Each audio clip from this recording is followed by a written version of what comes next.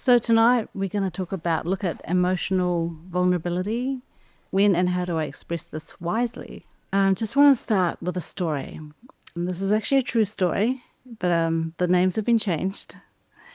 And so, let's call this couple John and Jane. So John and Jane are Christians. They met in church and they got married at a young age. They were in their mid-20s when they got married. And they each had well-paying full-time jobs and they bought a house together.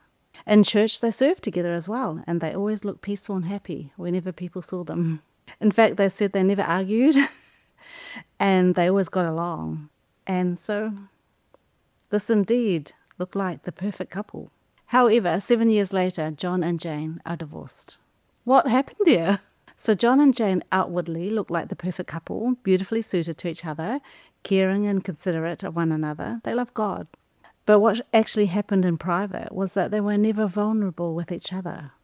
They were polite with each other and they didn't like conflict. So when difficult feelings came up, when there was tension, they both pretended everything's okay, I'm okay, and they hid their true feelings from one another.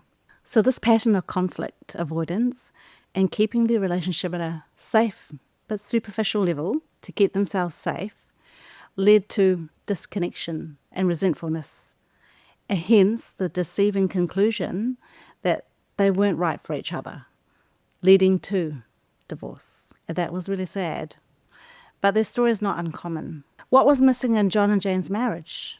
On the most part, amongst a complexity of other issues, of course, we're not going to simplify it down to one thing, but there was a lack of emotional vulnerability in the most part. And no doubt it was learnt from their childhoods. You can't have authenticity, depth or connection without taking emotional risks. The good thing is you can grow in this capacity for risk should you choose to. So I'll circle back to this later. So firstly, what is emotional vulnerability? Jesus modeled vulnerability for us. The word shows us that Jesus made himself vulnerable to us as human beings, not only emotionally, but in all area of his life, his entire life. He made himself vulnerable to us human beings.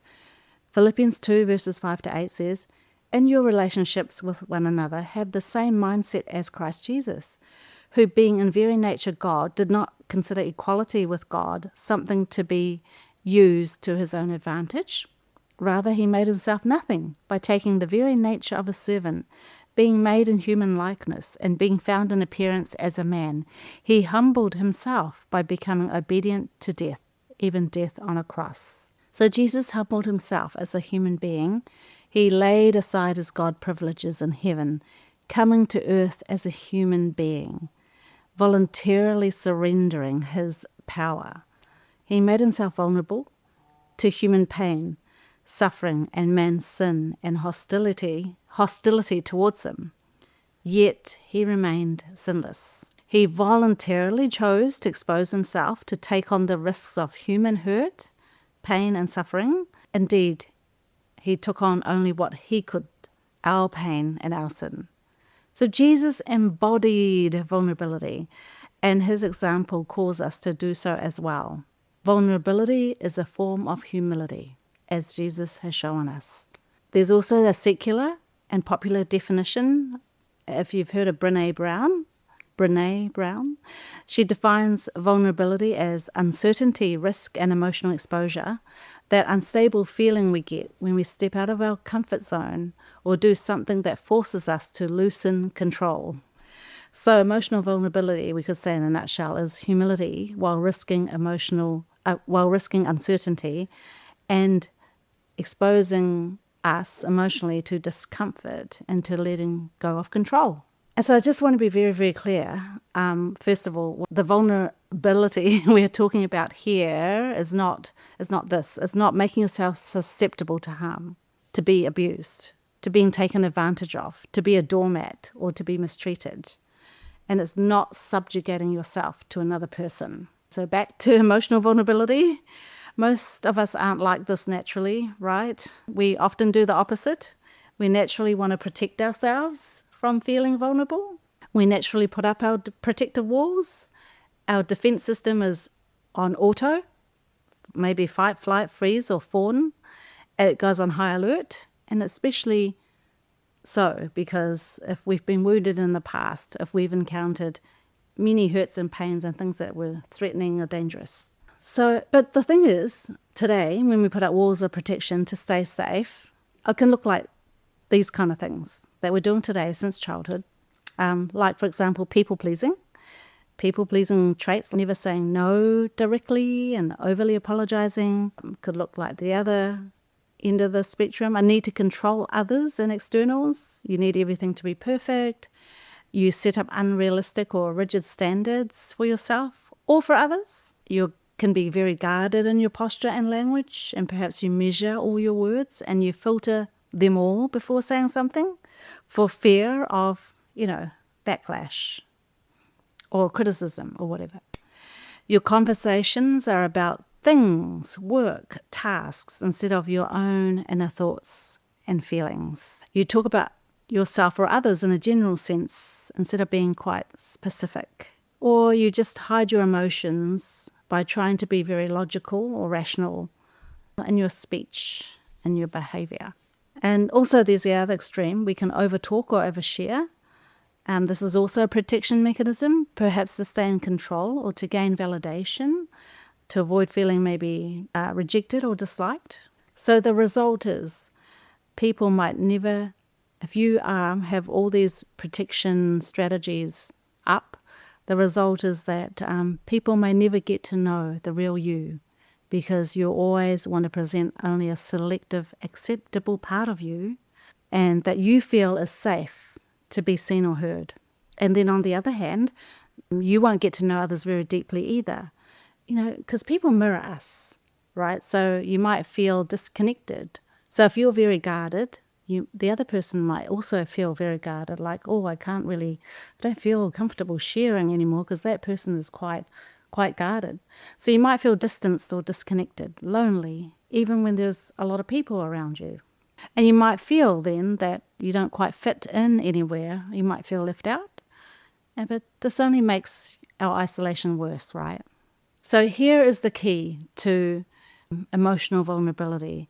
Before you get comfortable with being vulnerable with others, you need to be comfortable with your own uncomfortable feelings.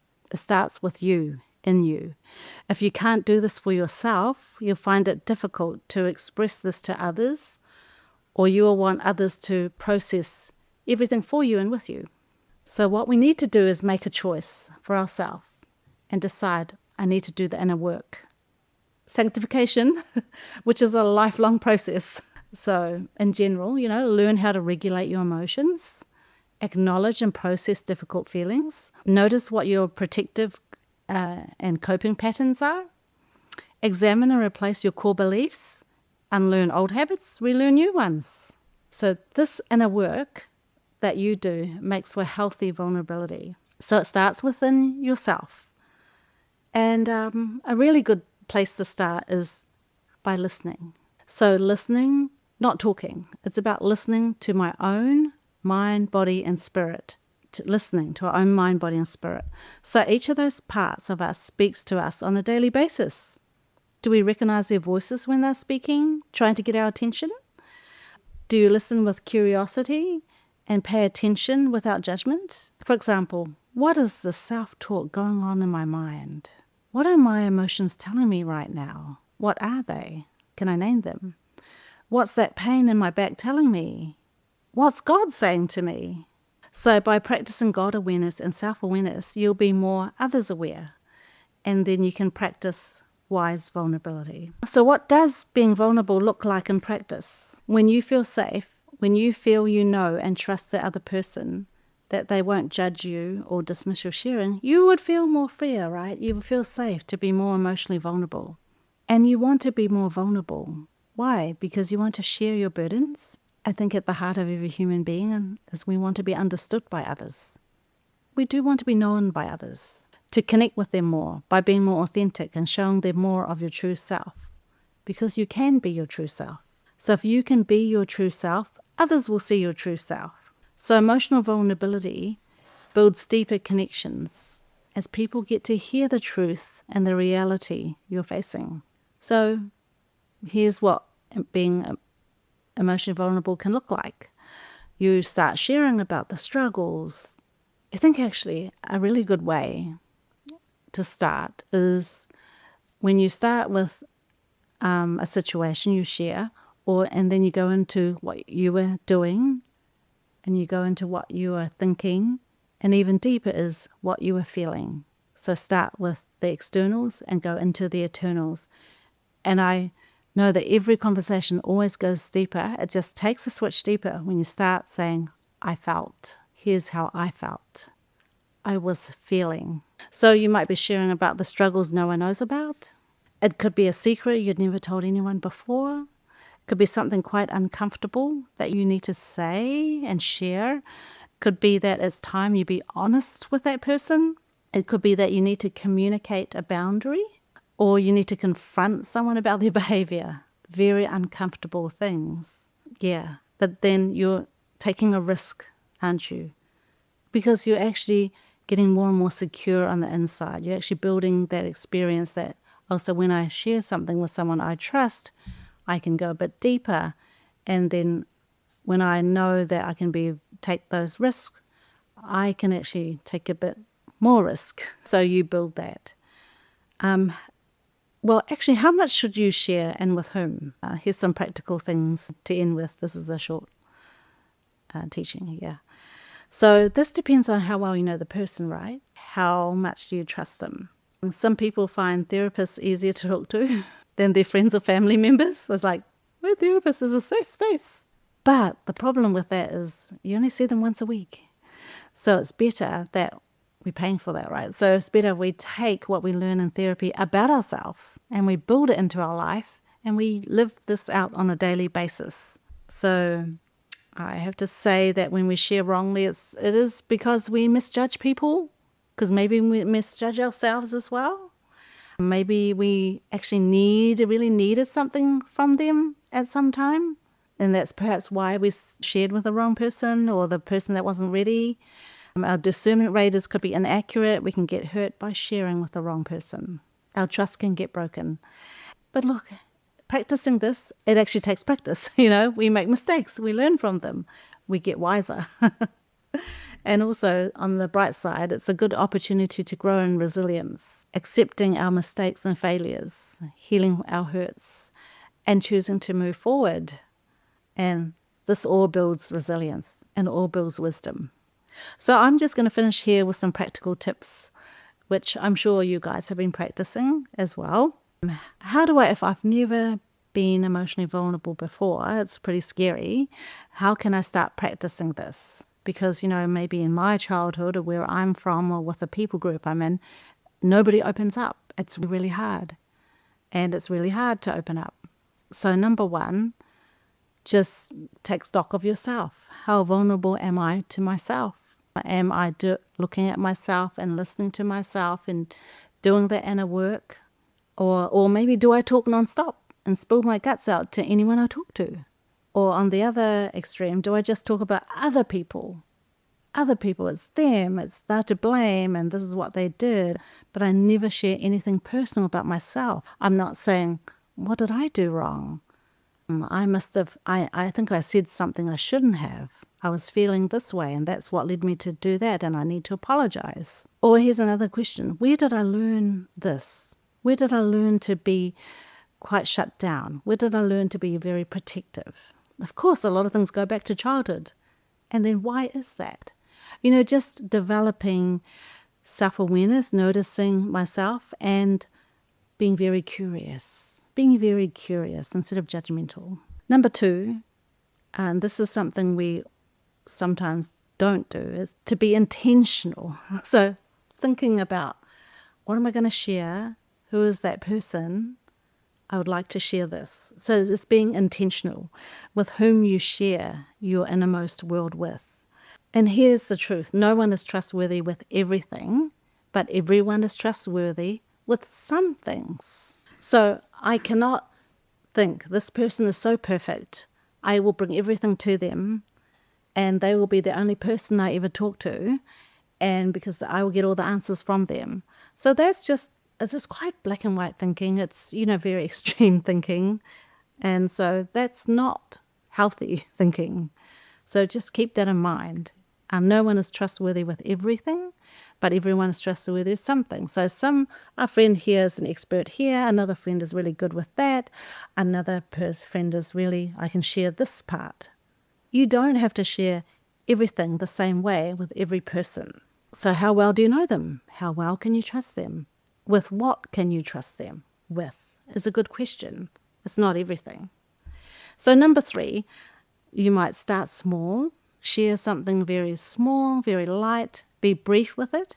So imagine, say, this conversation, it's going to be this big lake in front of you. So what you want to do in this conversation, you just want to dip your toes into that lake, right? You don't go fully, I'm going to jump into the deep end, which some people do because I've normalized that way of connection. But so dip your toes in the water, and then you might just go in a little bit deeper, and then to the very deep end where it's over your head. And that takes a lot of trust building, a lot of self-awareness, a lot of time, a lot of how well do you know yourself, how well do you know that person, how that relationship is going. So you could maybe share something personal very briefly that you're comfortable to share. And then you kind of sit back and you kind of notice their reaction. Oh, are they just comfortable with how that landed? Or are they listening even? So the basic thing is, are they listening to understand, or do they just disagree? They dismiss, they judge, they start teaching you. So you notice and go, oh, I can only give so much now. I will pull back a bit. So that's how you stay wise and stay safe and take risks measurably. You measure those risks out. Also, you can ask, do they break your confidence by telling others they gossip? That's a huge red flag. Can you trust anyone who gossips? You got to tell yourself, I can't do that. So number 4, if they don't pass that test, those tests above, the little tests that you do, then maybe just pull back a bit, stick to safer, logical, non-emotional topics instead. Maybe politics. No, I'm just kidding. Or the weather. The weather, politics. Yes, and just slowly make those steps in. And then you start like that, you give the little test and you wait to see the changes in that person. Or you might feel like, oh, I don't know if I can trust them with all this stuff. Maybe I'll just keep it and I can share it with someone else. You don't have, as I said before, you don't have to share everything with everyone in the same way. So those are just a few tips on that. You guys might have some more tips on that. And that's how you can start practicing emotional vulnerability. And also what I find also is, if we are Christians, a really good way to start is with a scripture. Say, you talk about prayer, you talk about God. And what I find with speaking with Christians, we actually go deep very fast, because when we bring in God, because we're so close to him, right? And we trust him so much more than people. I don't know, that's what I find. When you bring in God, the conversation just deepens to another level altogether. There's a spiritual dimension to that you will not find with non-Christians. So if I'm speaking to a non-Christian, I never find that depth, obviously, of course, and they're not to blame because their heart hasn't opened up yet. That's not where they're at. Yeah, so we can all practice emotional vulnerability, be wise with it, and keep building those authentic, meaningful connections in your life as you do with God. So that's it. Yeah, and I've got 3 discussion questions. Yep. So what does being emotionally vulnerable mean to you? Reflect on a time you shared vulnerably, but it wasn't reciprocated. And how do you know when you can trust someone emotionally? Yeah.